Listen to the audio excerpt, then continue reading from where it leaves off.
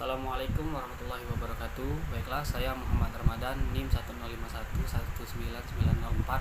Saya Diki Anjari, NIM 1051901899. Nama saya Tarik Kemal Satri, NIM 105 190 192. Nama saya Ahmad Rivaldi, NIM 105 190 190. Perkenalkan, nama saya Muhammad Kadiki, NIM 105190 Saya dari kelompok 4 ingin menjelaskan tentang peran stabilitas dan pembangunan dan perencanaan pembangunan.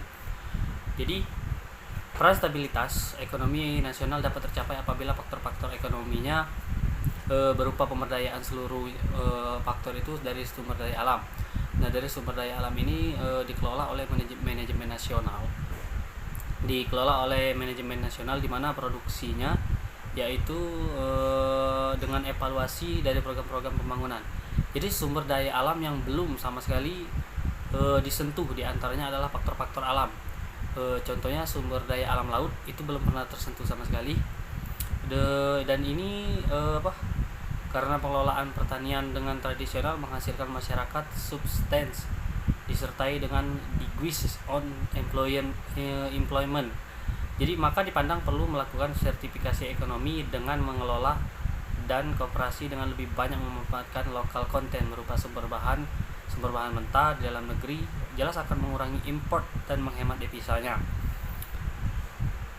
Lalu kemudian di sini mengenai pembangunan itu ada anggaran APBN yang terbatas, diperlukan kerjasama dan memenuhi pemodalan yang dibutuhkan. Jadi dalam investasi dapat diperoleh melalui kerjasama dan penanaman modal asing atau yang kita sebut PMA, penanaman modal asing. Jadi maupun penanaman modal dalam negeri itu ada PMDN yang dibutuhkan oleh masing-masing daerahnya sesuai dengan otonomi daerah. Setiap organisasi memerlukan manajemen untuk mencapai tujuannya. Demikian pula negara dipandang sebagai suatu organisasi yang besar dan kompleks, memerlukan sistem manajemen untuk mencapai tujuan nasionalnya. Pembangunan nasional merupakan rangkaian atau kegiatan upaya pembangunan yang berkesinambungan, yang meliputi seluruh kehidupan masyarakat, bangsa, dan negara untuk melaksanakan tugas mewujudkan tujuan nasional dalam pembukaan Undang-Undang Dasar 1945. Tujuan pembangunan nasional menurut Garis Besar Haluan Negara 1993 mewujudkan masyarakat adil dan makmur yang merata baik material dan spiritual berdasarkan Pancasila dan Undang-Undang Dasar 1945 dalam wadah negara kesatuan RI yang merdeka, berdaulat, bersatu dan berkedaulatan rakyat dalam kehidupan bangsa yang aman, tentram dan dinamis dalam lingkungan pergaulan dunia yang merdeka, berdaulat, tertib dan damai. Di sini saya akan menjelaskan mengenai peran pengawasan dalam perencanaan pembangunan.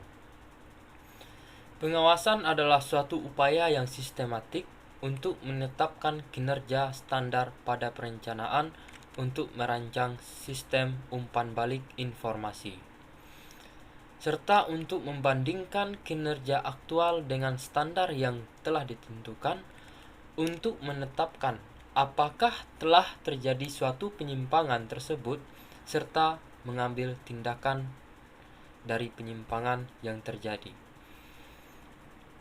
Pengawasan pelaksanaan pembangunan pada dasarnya merupakan rangkaian kegiatan untuk mengikuti perkembangan pelaksanaan pembangunan dan menindaklanjuti agar kegiatan pembangunan senantiasa sesuai dengan rencana yang ditetapkan.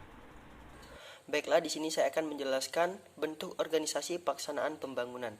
Badan Perencanaan Pembangunan Daerah, disingkat BAPEDA, adalah lembaga teknis daerah di bidang penelitian dan perencanaan pembangunan daerah yang dipimpin oleh kepala badan yang berada di bawah dan bertanggung jawab kepada gubernur, bupati, wali kota melalui sekretaris daerah.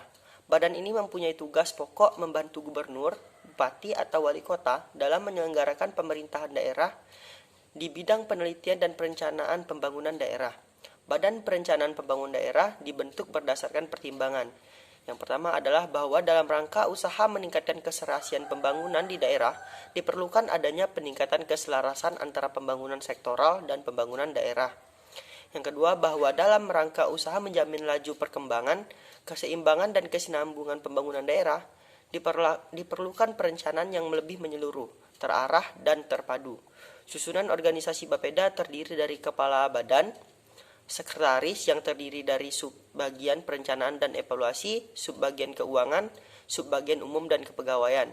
Yang ketiga, bidang perencanaan pemerintahan dan sosial budaya yang terdiri dari subbidang perencanaan pemerintahan, subbidang perencanaan sosial dan budaya, bidang perencanaan perekonomian terdiri dari subbidang perencanaan pembangunan dunia usaha, subbidang perencanaan pembangunan ekonomi produksi, dan yang selanjutnya bidang perencanaan pengembangan wilayah dan infrastruktur terdiri dari subbagian perencanaan ruang dan lingkungan hidup, subbidang perencanaan pengembangan infrastruktur, selanjutnya bidang pengendalian dan statistik terdiri dari subbidang pengendalian dan subbidang statistik. Selanjutnya bidang penelitian dan pengembangan terdiri dari subbidang penelitian dan pengembangan ekonomi, pemerintahan, politik, dan sosial budaya.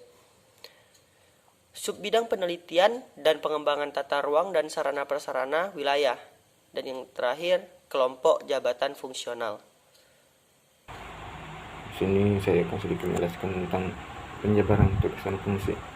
Yang dimaksud di sini adalah Bapeda mempunyai tugas pokok melaksanakan penyusunan dan pelaksanaan kebijakan daerah yang bersifat spesifik di bidang perencanaan dan pembangunan daerah. Untuk melaksanakan tugas sebagaimana dimaksud Bapeda mempunyai tugas fungsi.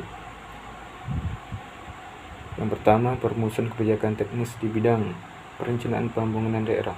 Yang kedua, pemberian dukungan atas penyelenggaraan pemerintahan daerah di bidang perencanaan pembangunan daerah dan tugas-tugas lainnya. Penjelasan bagian kedua adalah pelaksanaan tugas lain yang diberikan oleh wali kota sesuai dengan bidang tugasnya. Pertama, kepala badan. Tugasnya merencanakan, memimpin dan mengkoordinasikan, membina, mengawasi dan mengendalikan serta mengevaluasi pelaksanaan tugas dan fungsi sebagaimana tupoksi. Yang kedua, sekretariat. Begitu juga tugas dan fungsinya. Yang ketiga, bidang perencanaan pemerintahan dan sosial budaya. Begitu juga tugas dan fungsinya yang diberikan kepada wali kota. Yang keempat, bidang perencanaan perekonomian. Seterusnya begitu juga penjabaran dan fungsinya. Yang kelima, bidang perencanaan pembangunan wilayah dan infrastruktur. Begitu juga tugas dan fungsinya. Yang keenam, bidang pengendalian dan statistik. Begitu juga seterusnya tugas dan fungsi diberikan kepada wali kota. Yang terakhir adalah yang ketujuh, bidang penelitian dan pengembangan. Demikian yang bisa saya sampaikan, lebih dan kurang mohon maaf. Assalamualaikum warahmatullahi wabarakatuh.